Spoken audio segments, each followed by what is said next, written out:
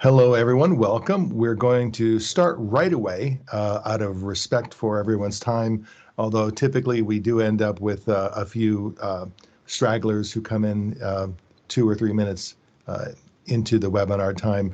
But I think it's best if we, because we've got a lot to cover today. So let's just hop right into the content. Today's program is called Cheerleading is Not Leading, and we will unpack that title here in just a moment. A couple of quick comments regarding the overall etiquette of this session. We're going to ask that you use the chat function to share any comments or questions. Somnath, the producer, is going to be monitoring the chat function. I'm going to monitor it as well, but I know myself, and once we kind of get into the flow of the content, I'm likely to get lost in the content, and so Somnath will nudge me, of course, and let me know that chat comments have been made. You are muted by default. We've got just over 200 registrants to this session, so we've muted everyone by default. But if you raise your hand, Somnath will unmute you if you have a particular comment that you want to make, story that you want to share, anything at all. Truly, I would encourage that. If you've got something that you just would like to share with everyone else, we want to encourage that. So you can also raise the hand option to speak, and perhaps also make a note in the chat function, letting Somnath know that you want to speak. And I would just encourage you to take notes, although I am also going to, in the chat, I am going to, well, I thought I was going to upload a handout. Somnath, how do I get a handout uploaded to make it available to everyone on this webinar? You can directly share the handout in the chat. Everyone attending will be able to view it. It does not allow me to attach. I can't attach anything. Can you please share that with me? Yeah, I can attach it. I will do that. I will share it on the directly on the Teams channel separately, and then if you could do that, that would be great. Let me do that right now. Sure.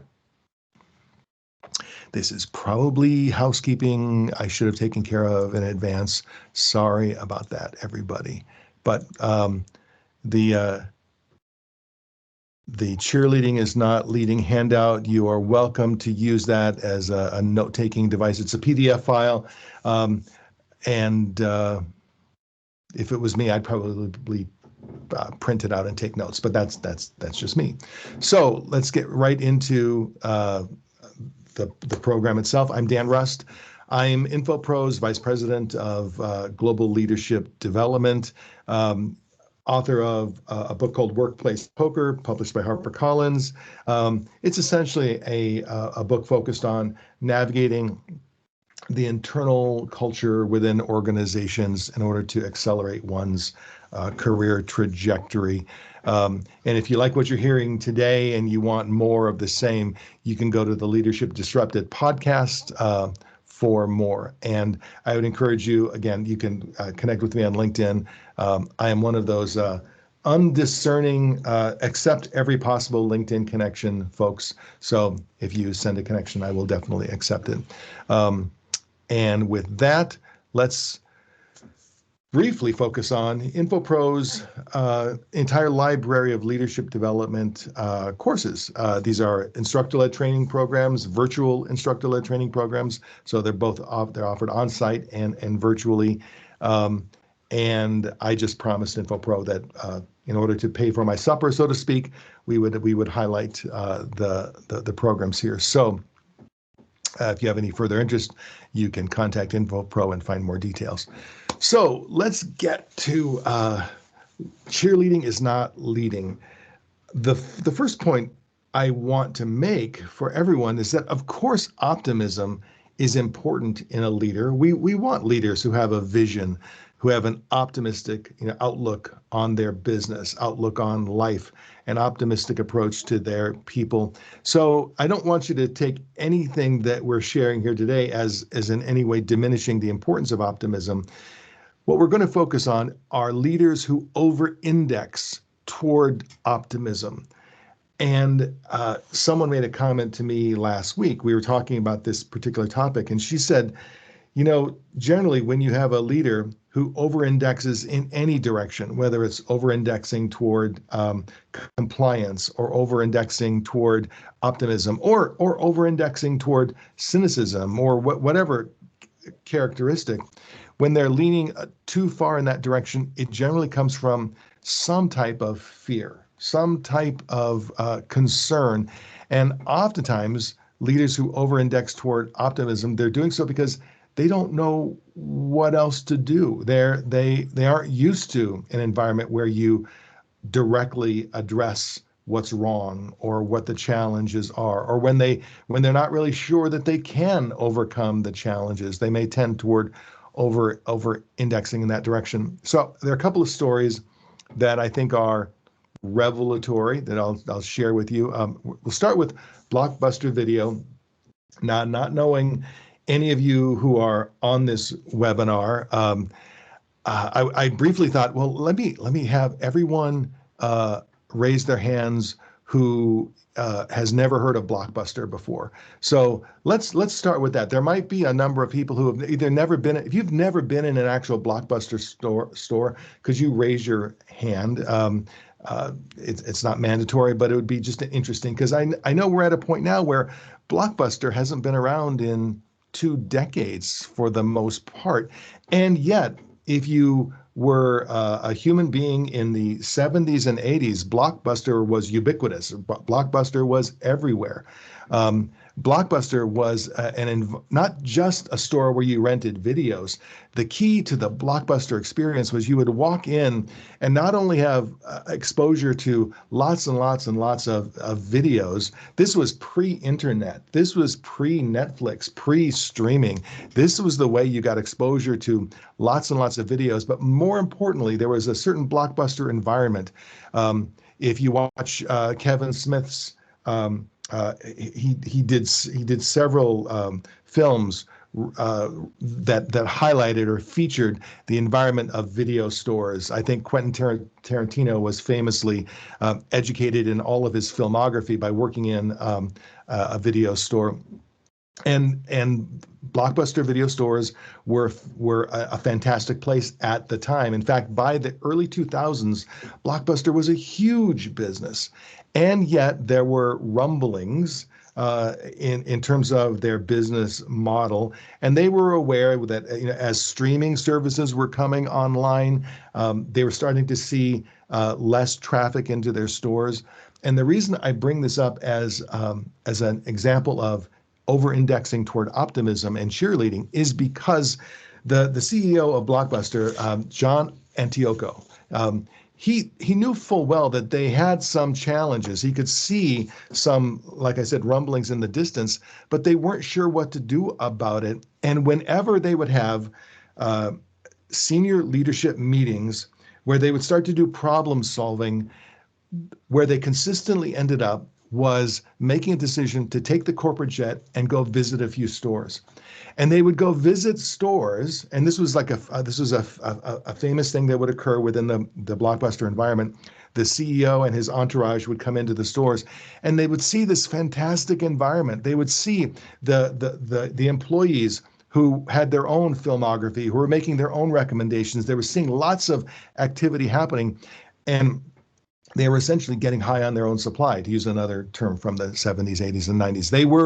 They were convincing themselves that, oh, nothing can replace this. There's no way that anybody's going to replace this with a streaming service, or people are going to go and just download videos in their homes. But in fact, that's the direction that, of course, obviously the world was moving. And Blockbuster famously had an opportunity to buy Netflix. I think it was in the early 2000s for under $50 million. And Blockbuster executives said at the time, we couldn't find a way to make the numbers work. Now you have to ask yourself, how could you not find a way to make the numbers work? Well, it's because of a limited field of view, a limited view of the future, a certain frozen mental model they were operating from. And ultimately, Blockbuster today, I do believe there are one or two Blockbuster video stores in the world, but they're independent stores. They're not actually part of any chain or any large business. They've just managed to retain their signage, and they're probably in violation of somebody's intellectual property infringement. But Blockbuster itself, as a business, completely gone. So over the course of 2 decades, fantastic business down to nothing. And primarily because the senior leadership team of Blockbuster was just over indexing toward optimism, over indexing toward cheerleading. And the root cause primarily was they were locked in a frozen mental model of how do we make these financials work? How do we make this business work? And they were applying their Blockbuster business model to very different businesses like Netflix. So there was just a certain frozenness, and you sometimes see this with highly optimistic leaders. They're bought into their own optimism, and they're so bought in that trying to get them to index a little more toward, let's ask some tough questions, let's be a little bit cynical, let's be a little bit doubtful, let's look at the other side of this. It's a lot easier than said than done. So with that, what I also see sometimes is a bit of stubbornness, where if optimism and over positivity has worked in the past for many leaders, they struggle because they're thinking, well, if it's worked in the past, why wouldn't it be working now? And they may not even know that it is or isn't working. And while Blockbuster is an interesting example, I think Blockbuster, because it is 2 decades old, may not be the most relevant example. So let's go to an example that maybe most of us can relate with. Elizabeth Holmes and the Theranos story.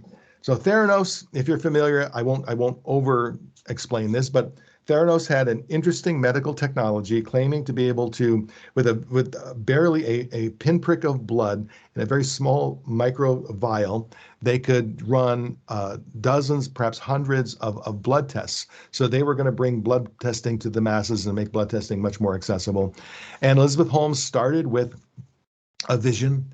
She had a fantastic ability with optimism to get investors on her side, to get journalists on her side, to get people bought into the vision. And there was a point in time with Theranos where what Elizabeth Holmes was touting and was expressing was in fact real and true when the technology was in its formative stages. There was a point where they began to have technical challenges, and they were struggling to actually bring the vision to reality. And instead of recognizing the reality of the challenge in evolving the technology, they began just re-emphasizing the story, just cheerleading, cheerleading, cheerleading, cheerleading. And I think it's interesting that Elizabeth Holmes took as one of her mentor models, Steve Jobs, because Steve Jobs was a leader who had the ability to create what some people called a reality distortion field.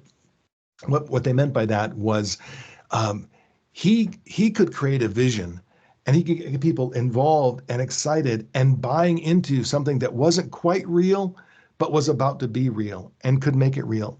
But what we sometimes forget about the Steve Jobs story was that he was surrounded by people like Steve Wozniak, who had deep technological chops and also the strength to push back to say, this can happen, this cannot happen, this can happen, but not now. And to keep Steve Jobs grounded in enough reality where when things were launched and communicated to the public, it was quite rare with Apple to launch something and communicate to the public and not have it actually work out the way it was intended to work out. There were some exceptions. If you remember the Newton was an exception, but in fact, some people take the wrong lessons away from Steve Jobs' reality distortion field, and Elizabeth Holmes was one of those who simply kept cheerleading, cheerleading, cheerleading. She was famously worth $9 billion, $10 billion at a certain point before it all came crashing and crumbling down. And the real sad thing is that the story is avoidable. There would have been a point years earlier where, had she stepped into the brutal reality of her business and the brutal reality of the engineering and taken a little more time and worked with her teams. But instead, if you read or watch the story of Elizabeth Holmes, when she had internal people coming to her to say, this isn't working the way it should be working, instead of digging into the engineering and solving the problem, she made the people who were bringing the message the problem. She didn't literally shoot the messenger, but she fired the messengers over and over again. So I'll give you a couple of more quick examples. Iridium, there was a point in the early 1990s. Motorola bought some technology from an organization called Iridium and announced that they were intending to launch a global satellite network where you could suddenly, in the 90s, over their Iridium satellite phones, you could talk to anyone from anywhere in the world. That was the vision. And the Motorola leaders who had invested in Iridium, they touted that vision. They spoke that vision over and over and over again. They invested billions of dollars in that vision. And these were 1990s billions, not 2024 billions. The challenge was, and I know this because I knew an Iridium engineer, the challenge was the engineers were saying, we have serious issues with the technology right now. But the leadership of Motorola/Iridium had already committed themselves to timelines, had already committed themselves to deliverables, and they weren't willing to acknowledge the reality of their business. And so they launched. They launched in the late 90s. Upon launch, and in order for their business to be viable, they had to sign on, I think it was 1 million subscribers within 2 years. Well, upon launch, those early adopters who had actually paid enormous fees to get these early Iridium phones found out that the phones didn't work on cloudy days, which was something the engineers had been saying all along. They found out that if you were inside a building and didn't have direct line of sight to a satellite, the phone wouldn't work. So you had to be outside on a clear day. You had to be in an area where there could be a direct line of sight between you and the Iridium satellites. And if on the other end of that, if the other person you were attempting to call was inside or it was a cloudy day there, it also created challenges.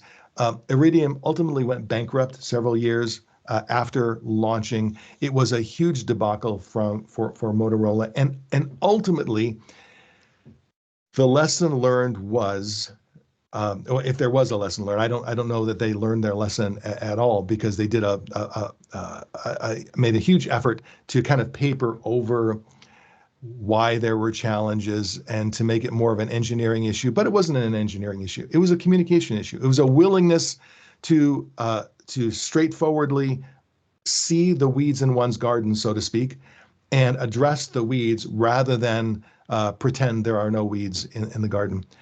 A couple more quick examples. China's Evergrande Group has been a business of concern in China for over the last decade, where individuals have been saying, hey, you're over investing, your debt is piling up. But they have been building new construction in China for the last 20 years. But the last 10 years, they have been layering on greater and greater and greater debt, so that they reached a point where ultimately this house of cards started to collapse. And the Chinese government, as much as they have publicly stated they're not going to step in the background, they've had to step in, because they know if the Evergrande Group collapses, it's going to have a huge impact on the Chinese economy. And Evergrande senior leaders, again, if you've been following that story, they are all about cheerleading, cheerleading, cheerleading, grow, grow, grow, ignore reality, ignore reality, ignore reality. And then the last example that I'm going to share with you, you've probably heard recently in the news about Boeing. If you've been paying attention, if you are on the inside of Boeing, particularly if you're on the side of Boeing in the manufacturing environment, there have been people expressing concerns about manufacturing quality for a little over 8 years. And these have been people who have worked in the Boeing plants, people who are Boeing engineers, Boeing leaders, and yet all of their concerns have been drowned out by this relentless focus on throughput, on productivity, on growth. I'm certainly not somebody who's against growth, but in the end, when you ignore the people who are saying, we've got weeds in our garden, there are some weeds here, what are we going to do about these weeds?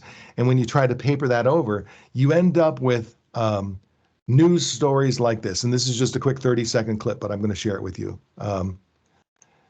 Actually, what I have to do is I have to stop sharing, and then I have to share again, but include the sound. So we're going to include the sound, and here we go.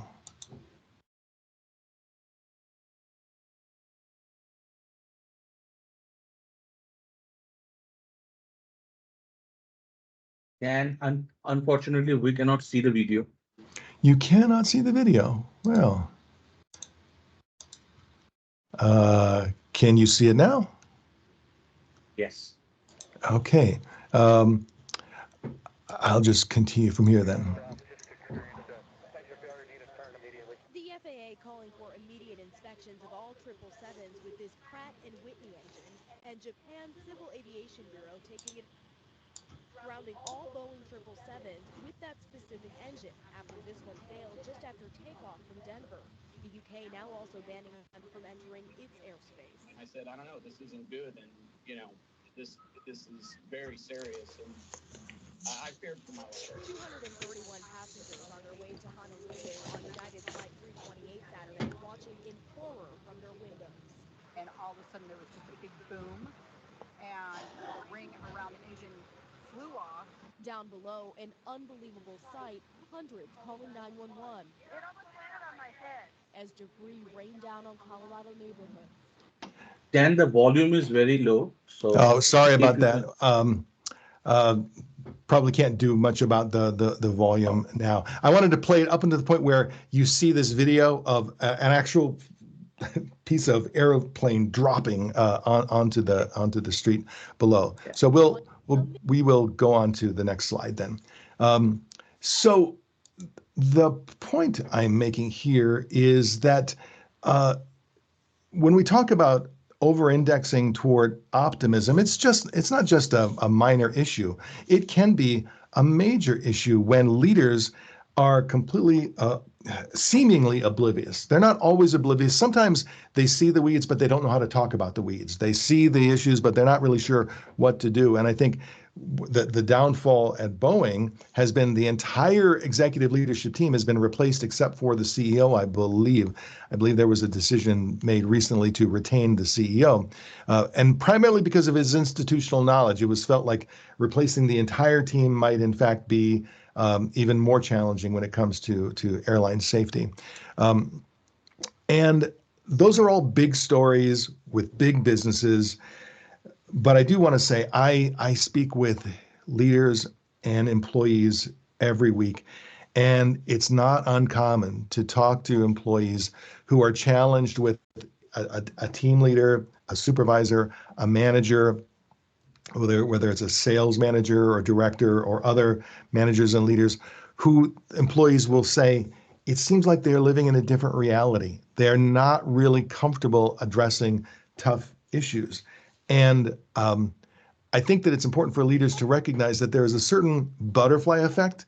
When you over-index toward optimism, it can have a couple of different kinds of impacts on your employees. And I'll share a couple of those things I've seen. One of the impacts that I've seen is employees like buy into the mindset. They themselves start to over-index toward optimism, and they start to over-index toward reward and recognition. All is good. Life is good. No weeds in our garden. Everything's fantastic. Everybody gets a trophy. Everybody gets an award. And when you have environments like that, you end up seeing a greater and greater disconnect from reality, where employees are rewarded more, touted more, celebrated more. All of the news is good news. And the idea that someone would actually raise their hand to say, well, what about this thing? The bad news is so dampened. It's one of the butterfly effects of a leader who over-indexes toward optimism. One of the other effects is those employees who see the world differently, they have these jaw drop moments where they'll read a lengthy message from a leader, and it's all positive, positive, positive. And because the employee sees the world differently, they're left wondering, what's going on? Am I hypnotized? Am I gaslighted? Am I crazy? Maybe it's me. Maybe it's me. Maybe it's them. I just don't know. So again, it's one of the impacts on our employees. And the other impact is that some employees start to see their leaders as empty suits. If you don't recognize the reality that I see, then what value are you creating as a leader? And that lack of confidence has its own implications, its own impact. So what do you do about all of this? I mean, after this sort of introduction, obviously what I'm saying is over-indexing toward cheerleading, toward optimism, can be a serious issue for businesses, particularly businesses who are challenged. Leaders, of course, love to view their garden as being a perfectly ordered, landscaped garden. But in fact, in every business, there are weeds. So the first question is, do you see the weeds? Do the leaders see the weeds? Because that's, if you don't see them, then of course, there's little or nothing that you can do about what you don't see. And why might leaders not see weeds? Well, one of the reasons they might not see weeds in their own garden is because of the bubble that they exist in. Leaders operate in a bubble. The moment you have some degree of power over others, whether you've just become a supervisor of a team of 7 or you've become the CEO of an organization of 7,000, as you work up the hierarchical ladder within a business, the moment you have that little bit of power over that team of 7, a bubble starts to form itself around you where people are a little more careful, a little more cautious about what they say to you, what they share with you. And particularly if you're putting out that vibe that you're not particularly interested in the bad news, you're not particularly interested in what's not working. If you're one of those leaders who says to people, don't bring me problems, bring me solutions, or don't bring me a problem unless you also bring me a solution, think about what you're communicating there. What you're saying is, I don't want to hear about it unless you've also figured out how to solve it. So that bubble that leaders oftentimes live in, the bubble will never go away, but as a leader, you can consciously make efforts to minimize the bubble, to make it as thin as possible. But you always got to know, if you're a leader and you're talking to a group of people over whom you have some degree of power, and you tell a joke and they all laugh, just recognize that the joke's not as funny as it appears to be. Your ideas are not as great as they appear to be. When you've got an organization of people who are following you, they are going to tell you, you have great insight. Your ideas are great. We love your energy. We love your optimism. We love your positivity. We love your jokes. We love this. We love this. Rarely are you going to have people say, you may be leaning a little too far into that, and it would be nice if we could address some of the tough issues as well. But some leaders just have this instinct to see the flower in the cracks of stone. They go to the positive.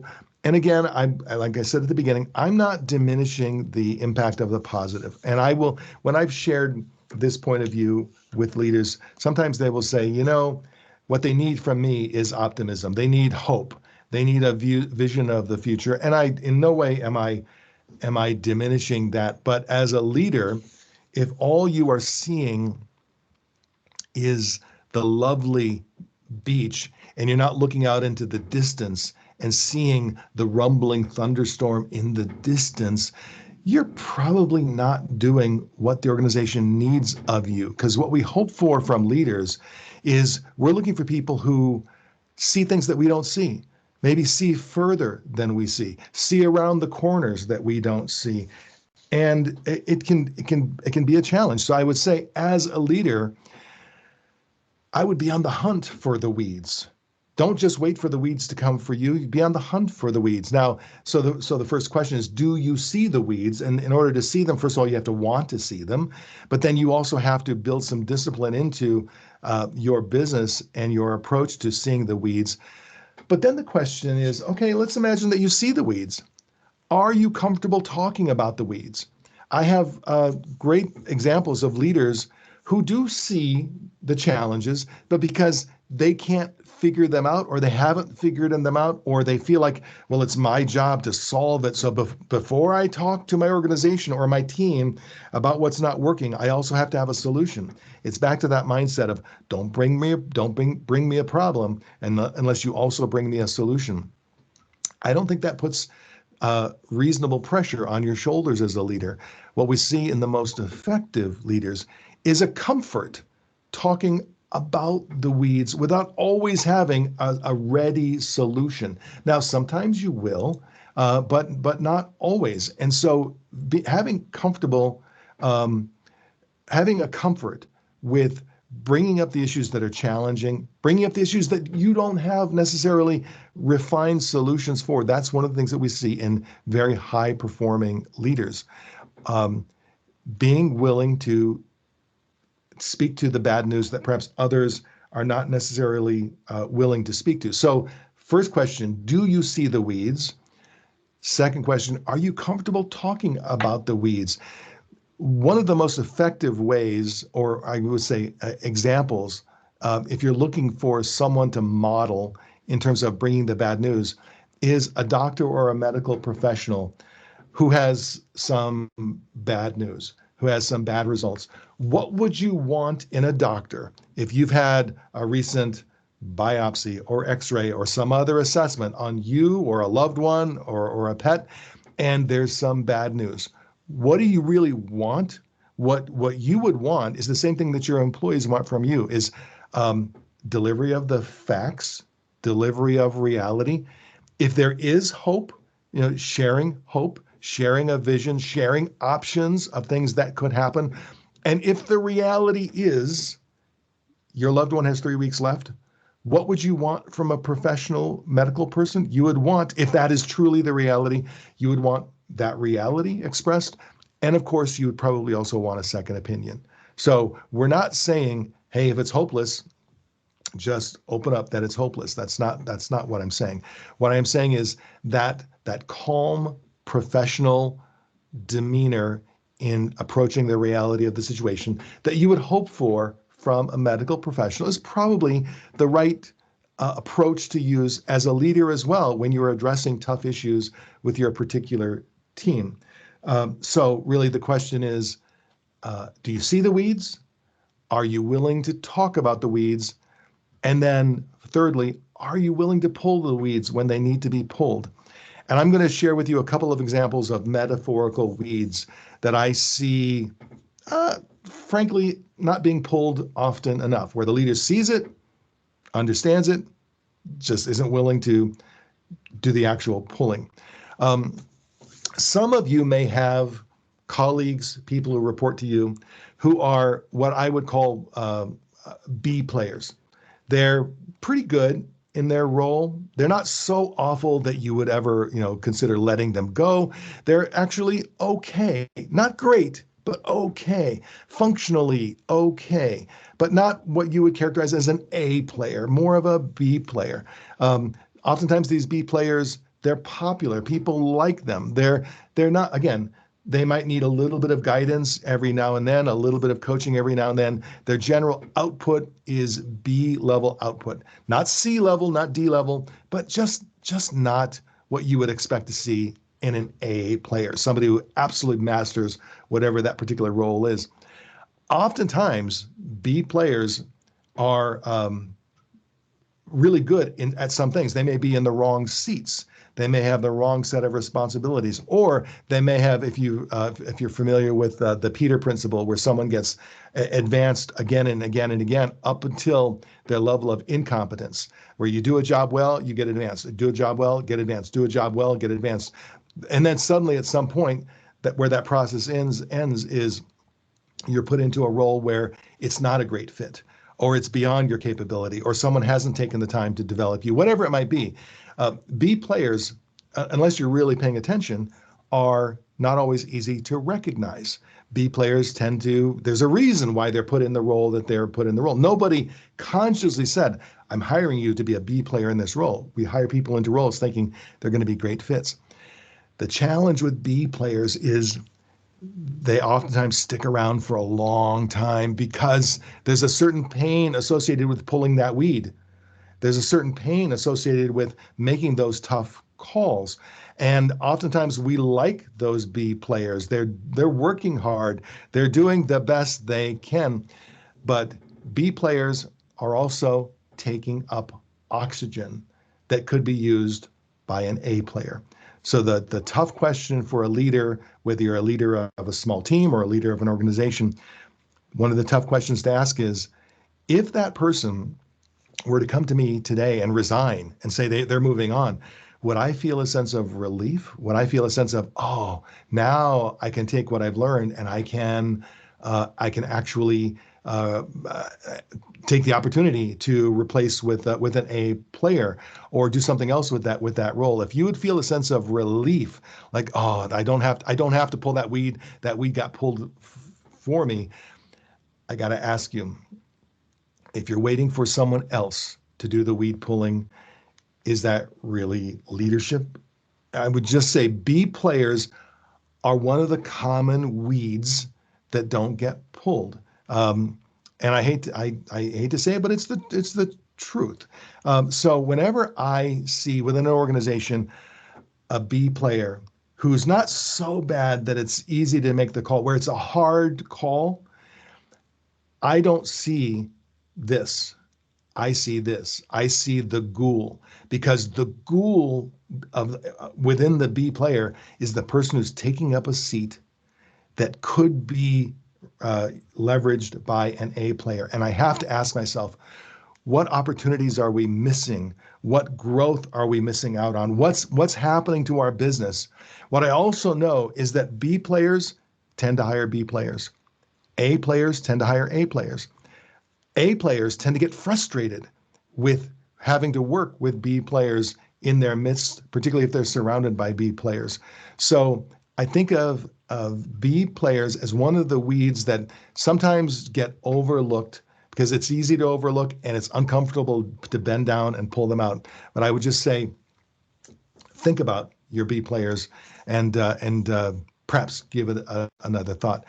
The other thing that I see with leaders who are struggling to take action that's related to seeing some of the challenges, not just with B players, but with their teams in general, is when leaders over-index toward loyalty, particularly loyalty to their core team. I see this with senior leaders where they're surrounded by a core team and the business itself may be having challenges, whether it's in sales or marketing or operations or other areas of the business. And I've seen leaders go for years working to solve at the ground level, but never acknowledging, well, wait a minute, I've got someone running that function. I've got someone who is leading that function. And if I keep having to step in to make adjustments to that area of the business, whatever that area might be, maybe my root issue is not with what's happening on the ground. Maybe my root issue is further upstream. And I think we have to recognize that there's always a hierarchy of loyalty. As a senior leader, you of course want to be loyal to your investors. You want to be loyal to your employees. You want to be loyal to your senior leadership team. You want to be loyal to your customers. But what we see in the most effective senior leaders is a very distinct hierarchy of loyalty. And when we tease it out that way and ask them about their hierarchy of loyalty, most commonly it starts with customers. Number one, I'm loyal to my customers. So if something's going on in my business that is causing a less than optimal customer experience, I am first and foremost loyal to my customers. And then below that, I'm loyal to my employees. And then below that, I'm loyal to my investors. And then at the very bottom of the loyalty hierarchy is my core team, my senior leadership team or whatever, because I know that they are responsible for all the other things. And if there is a challenge, I don't let myself get out of whack in terms of over-indexing toward cheerleading, because I don't let my loyalty hierarchy get flipped around. Again, just food for thought. I'm not saying that you should or shouldn't do anything in specifically, but it is something to at least contemplate and put a little thought behind. I'm sorry to interrupt you. Dan here. We have a comment from Holler who says that I would think that the C players are even not addressed. So start with this to example, avoid making B players out of A players. It's a great point, Iris. I think that what happens with C players, or at least the way I'm defining C players, is those are the ones they're easy calls. Hey, it's just not working out. It's just so obvious that it's not working out. Oftentimes, the C players, we we um, we do move them on out of the business, or sometimes we think, well, maybe it's not the right seat, so we'll find you another seat and then another seat. And so C players can have a long lifespan as well, but most commonly it's those B players who, I'm not saying they don't bring value. They bring value, but they don't realize the full value of whatever seat they're in, and sometimes they bring damage along with the value. So I completely agree with that viewpoint. Ultimately, when we say cheerleading is not leading, what we're looking for from leaders is that clear vision. We are looking for leaders who see something that we don't see, who see around corners that maybe we can't see, who can see further into the distance, and who can see the rumblings in the distance, the storm in the distance. And they may not be able to figure everything out, but they're willing to see it. They're willing to bring it to us. They're willing to share it without being overly negative. It doesn't mean that you have to be all gloom and doom. Of course not. What we're looking for from a leader is someone who sees the storm in the distance, shares what they see, and then helps us build out a plan. There's a storm coming. Let's build shelters. There's a storm coming. Let's move. There's a storm coming, let's build up our food stores or whatever, or let's move inland, or a leader sees the troubles, helps us develop plans for the troubles, and does so far enough in advance where we don't get caught by surprise and we don't get overwhelmed by a sudden shift in the market or the shift in our customers or whatever. But the challenge with that vision is we have leaders who are looking out at the marketplace, they're looking out at the world, but they're choosing where they look. There's an old joke about the guy who's looking for his car keys under a lamppost at night, and the person says, "Oh, did you lose your car keys here?" And the essence of the joke is, "No, I lost them down the street, but the light's better here." And what I mean by that is sometimes we allow our biases to affect where we're looking, what we're seeing. Those leaders who are uncomfortable with the bad news find ways to even avoid looking at the bad news, to find ways to avoid becoming aware of the bad news. So just ask yourself, are you looking in the right places? Are you looking at the right people? Are you looking at the right situations?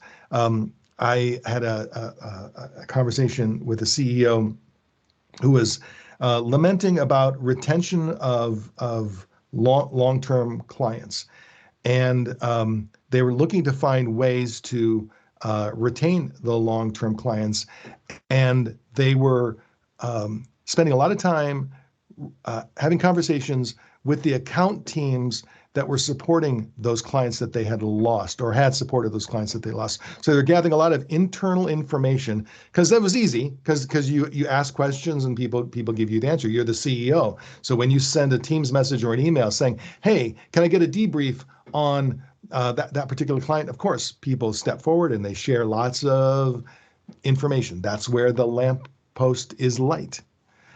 Where the street is dark is with the actual customers. And I just asked him, how many actual customer conversations have you had? Not filtered conversations, but how many customers have you reached out to actually have conversations?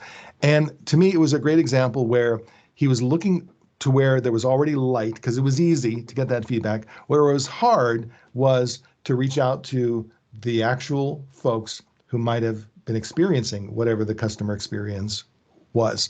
So just ask yourself, are you in some ways not exposing yourself either inadvertently or advertently? Are you not exposing yourself to some of that news? And then finally, last point, when we say cheerleading isn't leading, of course, we do want cheerleading. We want recognition when things are going well. We want a leader who gives us a hopeful, positive, optimistic vision of the future, as long as it's grounded in reality.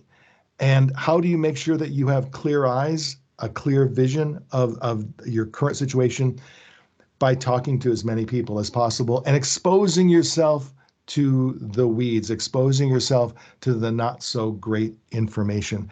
So we've been going for about 45 minutes, and the way I had planned this was I'm happy to answer any questions or share any thoughts that any of you might have. Let me take a breath for a moment and just see if there are any questions or comments raised in the chat function. I know we've given you a lot of food for thought in the last 45 minutes.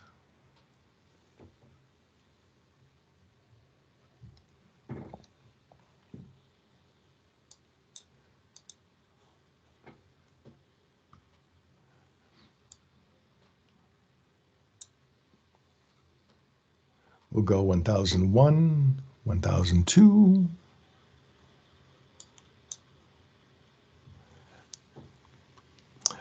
Okay, from Lacey. Personally, I think we can toggle between being an A or a B, depending upon what task or situation or workflow we're stepping into. Some areas we can rock immediately because we have the knowledge and skill and experience to rock. And then some areas are too new to immediately be an A, even if a B perhaps that may very well be normal. I would say exactly, of course, just because someone is suboptimal in some functions, I'm not advocating, okay, you're a weed, we're going to pull you out. It's recognizing the individual, but just I would say, Lacey, just be conscious of your rationalizations. So you look at this seat that someone is in and you ask yourself, what is this seat accountable for? What is this seat responsible for? And while this person may be an A in other areas, or she was an A in a previous position, or she's an A when she contributes in these other ways, by staying tightly focused on what are the responsibilities of this particular seat and how is this person in the seat. Now, still true, you can be an A in some areas and a B in other areas. I just have seen too many situations where the leader rationalizes and finds reasons to not make the hard call. So I would just say, as long as you are conscious of your thought process and certain that you're not just rationalizing away. And when you ask yourself the question, if the business had an A player in this particular seat, how would things be different? What are we losing out on because of the lack of being an A player? And can this person grow into that? And then what's the timeline for growth? Because it's easy to say they'll grow into it eventually. It's a little tougher to say, let's give it a timeline. Let's give it 3 months. Let's give it 6 months. And then in 6 months, let's evaluate. And if it hasn't changed significantly, then I might have to take the hard call. Appreciate the comment there, Lacey. So, not seeing any other comments. We are close to wrapping up. If I do see any more comments coming up, we'll definitely address those. Otherwise, let me thank you for attending this webinar. Hopefully, we've given you some food for thought, some things to ponder and consider. And I know that we have other webinars coming up in the not so distant future. So hopefully we'll see you on one of those in the future as well. Thanks, everybody.